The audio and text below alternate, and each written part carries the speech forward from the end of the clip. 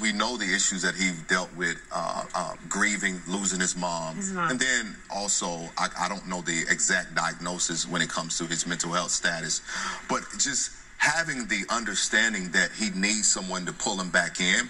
But here's what you see, is that why would I pull you back in when I benefit from your likeness, when I benefit from your tactics, and when I benefit from your things, antics, and the things that you do on social media and all these different things. And so I think what's unfortunate, there's a lot of people around him that won't pull him back in because they're benefiting from his, should us as media, because I have to tell you, I'm a comic.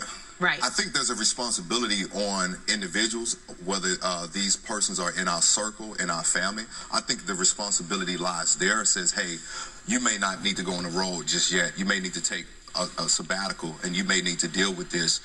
The media is going to always be the media, so I can't say the media has full responsibility, but I think the responsibility lies in those who are around them. But then there also has to be a responsibility within yourself to have an understanding that my behavior is becoming detrimental to my family, to those around me, and then also it's becoming a detriment to myself. Okay, and then with the last question.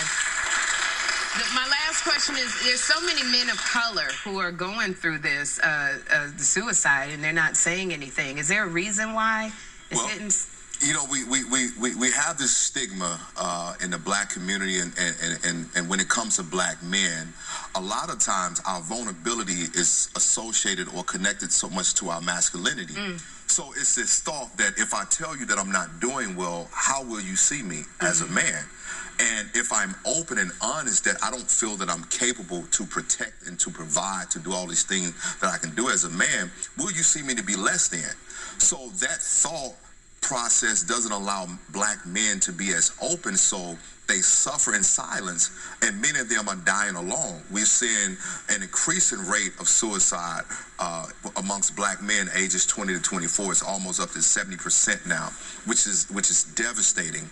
And one of the reasons why I'm so passionate as being not just a black male therapist, but just being a black man altogether, because I understand the plight and I understand the challenge, especially when you've grown up in homes where most black boys were seen to be father figures before time. And so you didn't have time to process. You didn't have time to cry. And when you did, what are you crying for? And so I think it's important for us to begin to change those narratives and destigmatize that stigma so brothers can begin doing the healing, because I feel like when black men begin healing, it's going to restore our families and our communities. If you're in need of help, please call the